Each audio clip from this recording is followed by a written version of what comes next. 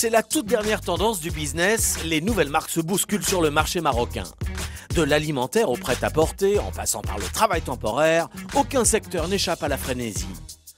6000 marques marocaines déposées l'an dernier, de quoi s'y perdre pour le consommateur. Alors, pour imposer leurs griffes, les entreprises n'hésitent plus à s'entourer de spécialistes, et tant pis si la facture est un peu salée. Entre, on va dire, 5 000 et 15 000 euros. Entre 500 et 800 000 dirhams. Ces spécialistes du naming, du branding comme on dit, ou encore du conseil en propriété, ont trouvé leur Graal au Maroc. Côté entreprise, sans doute le prix à payer pour se lancer et surtout, pour se démarquer. 8h30, la journée commence chez ce réputé chocolatier casablancais. Au menu de cette réunion un peu spéciale, ni slide ni PowerPoint, mais des dragées en chocolat. Alors le premier produit, là c'est le P125, il est enrobé de chocolat blanc avec la noix de coco. Le deuxième c'est le P510, il est enrobé seulement de chocolat blanc verni. Et le troisième c'est des boules de riz enrobées de chocolat blanc avec des graines de noisettes. P125, P510, pour l'instant pas de vrai nom. Ces friandises sortent tout juste du labo. Pour cette équipe, le résultat de 3 mois de recherche menés sous l'œil vigilant du patron. Ils pensent avoir trouvé la bonne formule, mais avant de se retrouver sur les rayons confiserie des grandes surfaces, ces produits doivent être testés. Nous testons beaucoup de produits pour peu de lancements. C'est-à-dire que pour qu'un produit soit prêt à être lancé, nous aurons testé 5 à 10 produits avant d'en lancer un. Et nous lançons entre 1 et 2 produits par mois. Des hommes, des femmes, des jeunes, des anciens, ces employés chargés de tester les nouvelles dragées sont, malgré les apparences, de vrais experts. Ils ont fait une formation là, de 3 mois sur les techniques de dégustation. Comme ça, on a pu étalonner leurs palais sur la dégustation et du chocolat noir, et du chocolat blanc, et du chocolat au lait, et les chocolats, disons, avec inclusion. Les experts, donc, notent tout sur le goût, l'odorat ou le toucher. C'est ce qu'on appelle l'analyse sensorielle. Car les caractéristiques du produit influencent directement le choix du nom de marque. Moi, je préfère les 3. J'aime beaucoup la noisette, donc je dirais que je préfère la noisette. Qui a préféré, là, le produit enrobé seulement de chocolat blanc et verni, le P510, là. Fin des tests, place au verdict. Et pour l'autre, enrobé de chocolat blanc avec la noisette. Ok, donc pour la plupart, là... Le troisième produit l'emporte à l'unanimité. Je partage le même avis que la majorité. C'est celui qui est à la base de noisettes. C'est un produit beaucoup plus noble. Maintenant, je ne sais pas si c'est le goût marocain est adapté à ça.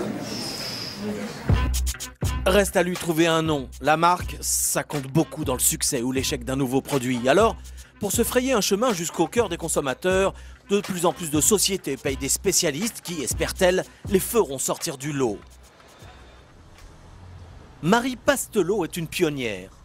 Cette Française vient de créer à Casablanca une société spécialisée dans la création de noms de marques. Encore peu de clients, mais déjà des prospects. Fraîchement installée au Maroc, elle a encore un peu de mal avec les adresses. J'essaie de trouver où ça se trouve. Donc j'ai pour cela, plus pratique que le plan. Papier, comme je suis toute seule, j'ai pas de copilote. Après plusieurs détours, elle arrive à bon port, dans cette entreprise spécialisée dans le recrutement et le travail temporaire. Son directeur veut lancer une nouvelle activité, il compte sur Marie pour le conseiller sur son nom. On appelle ça du naming. Il y a un nom qui existe en France, mais qui pour des questions, bon, on ne va pas tout développer ici, n'est pas adaptable au Maroc. Mais qui soit aussi donc uniquement pour le marché marocain, mais un nom qui puisse quand même s'adresser à des sociétés qui parlent plusieurs langues finalement. Des idées, des arguments, un discours bien rodé, il n'en faut pas plus pour convaincre Bernard Cohen. Ça peut nous faire gagner du temps, déjà.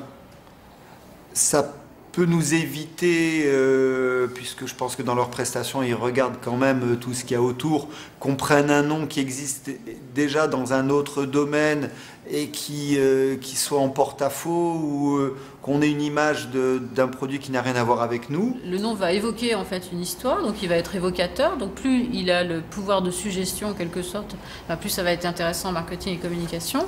Et puis il faut choisir un nom qui ne soit pas déjà la propriété de quelqu'un d'autre. Pour trouver de nouveaux clients, Marie Pastelot ne rate pas une occasion de faire sa pub. Ce jour-là, Le Gotha du marketing et de la communication se donne rendez-vous dans un grand hôtel. Marie y a réservé son propre stand et surtout, elle est invitée à présenter son activité devant un parterre de chefs d'entreprise et de professionnels de la communication. La marque, théoriquement, elle ne doit pas dire le produit, elle ne doit pas dire. Nous, par exemple, si on fait de la création dans le marque, ça ne va pas s'appeler créa marque. C'est mieux si la marque raconte une autre histoire, justement. Visiblement, les chefs d'entreprise sont très intéressés. On a tous besoin d'un nom évocateur. Un nom qui fasse rappeler l'activité qu'on a ou qui donne une orientation. Je les ai trouvés très attentifs, très intéressés. Comme c'était un métier nouveau, donc j'étais un petit peu, je ne savais pas si ça allait être bien perçu, mais ils ont très bien compris que notre métier c'est la création de noms de marque, pas le graphisme, pas le dépôt des marques, donc impeccable. Très attentif pendant l'intervention, Emine Kanouni saisit l'occasion pour bénéficier d'un conseil gratuit pour le moment. C'est le domaine de la cuisine. Oui. Ils m'ont proposé Novaco. Novaco. Novaco. Qu'est-ce que ça évoque pour vous, Novaco, par exemple?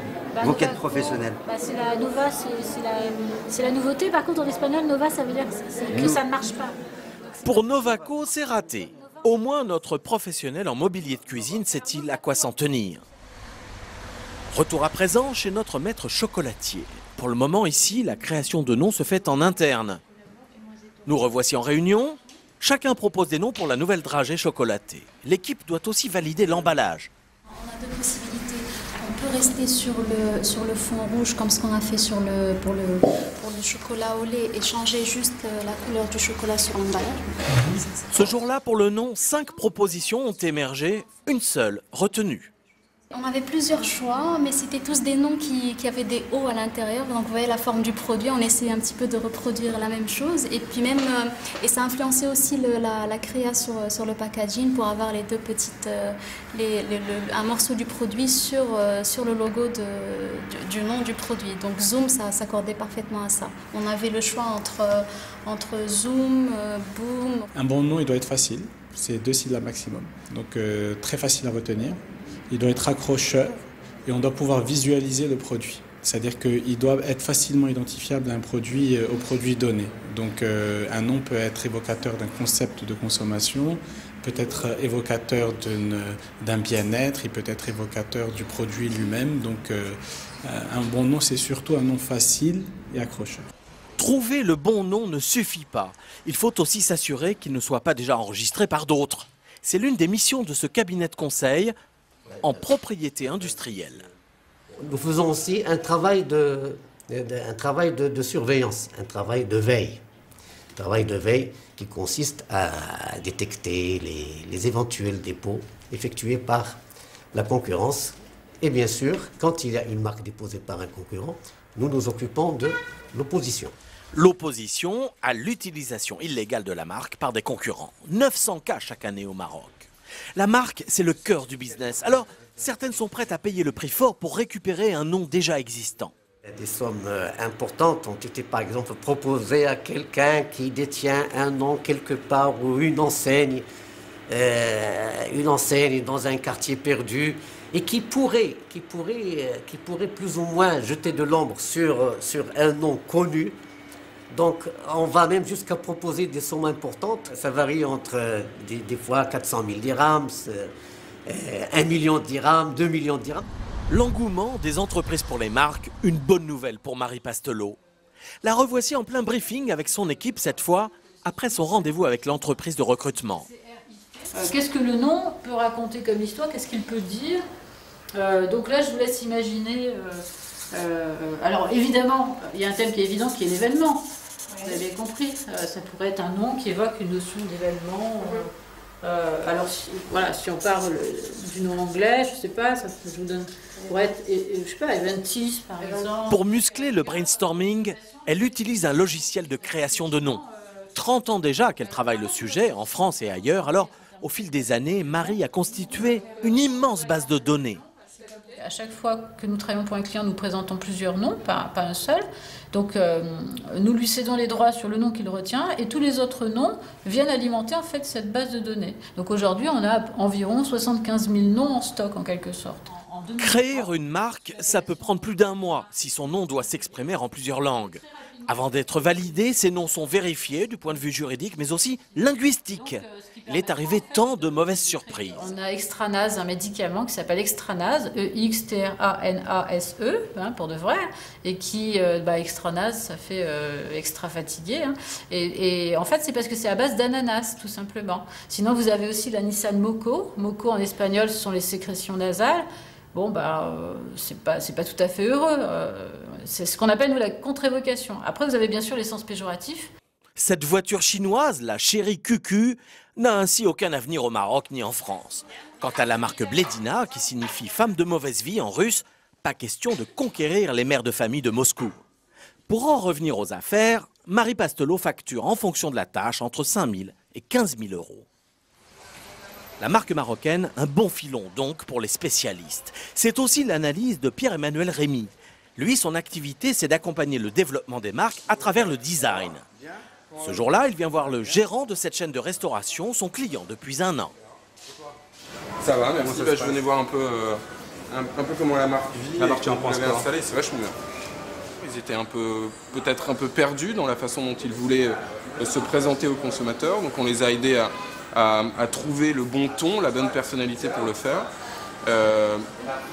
Designer des signes qui soient en cohérence avec leur concept. Et maintenant, on continue sur l'application avec eux et on l'espère dans l'ouverture des magasins prochains.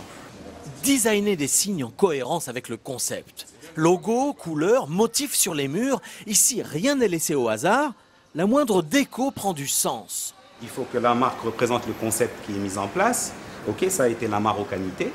Ok, d'où l'extraction du zlige marocain qui est aux 4 bouts de notre logo.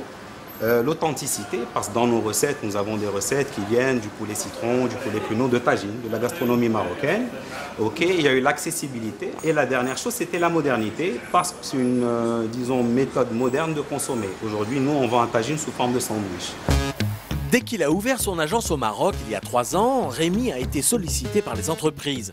Le besoin de se démarquer se fait de plus en plus sentir. L'ouverture à une concurrence plus importante force les marques marocaines à se structurer et à trouver des réponses précises et maîtrisées sur leur territoire de marque.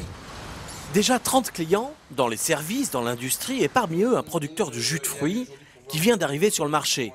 Rémy a demandé à son équipe de faire des propositions de design pour un nouveau produit pur jus et sa déclinaison en light. La question est double, savoir comment défendre le territoire de la marque et faire en sorte qu'elle soit fortement reconnaissable et fortement identifiable, tout en laissant à chacune des gammes le potentiel de s'exprimer en propre. Ouais, alors, comment tu as bossé là-dessus? Sur le light, on a gardé justement la même structure, c'est-à-dire la chute de fruits en fait. Et on a ramené un peu de douceur dans le 100%, justement en utilisant le bleu, bien sûr, qui est une couleur emblématique du light. L'identité visuelle, c'est la somme de tous les éléments graphiques et visuels, sonores, verbaux, qui vont faire que la marque est unique. Donc l'identité visuelle est un élément, une composante en soi d'une stratégie. Le packaging est le reflet de cette stratégie. Le packaging est un élément qui permet de se différencier au moment de l'acte d'achat. Donc c'est capital. Il faut jusqu'à 5 mois pour travailler une gamme complète, plus d'1 an même s'il s'agit d'une identité corporate. Ça explique la large fourchette des tarifs. Pour une gamme de packaging complète, c'est-à-dire environ 20 à 25 produits, on peut compter aux alentours de 500 000 dirhams à peu près. Et sur une identité institutionnelle lourde, avec une charte graphique conséquente, on est sur une fourchette de entre 500 et 800 000 dirhams. La clé du succès, donc, bichonner la marque de la naissance à l'emballage. Notre chocolatier en a fait sa devise. Sa nouvelle dragée est fin prête, pas question de négliger les derniers détails. Pour vous, c'est une question d'emballage. Fort de ses premiers succès, il augmente sa capacité pour lancer de nouvelles marques. Elles doivent s'imposer du premier coup, pas le droit à l'erreur. Les enjeux financiers sont colossaux. Nous avons investi en 2011 60 millions de dirhams. Pour cet investissement particulier, je ne peux pas vous dire l'enveloppe exacte, mais je pense qu'il s'agit entre 6 millions de dirhams à 7 millions de dirhams spécifiquement pour l'augmentation de la capacité pour tout ce qui est production de dragées, dont de nouveaux produits en projet. Si tout va bien, les friandises et la nouvelle marque d'Amin Barada envahiront bientôt tout le royaume. Plus encore, l'ambitieux chocolatier songe à inonder le monde entier de ses friandises. C'est peut-être ça la force des marques, la rencontre entre le rêve et le business.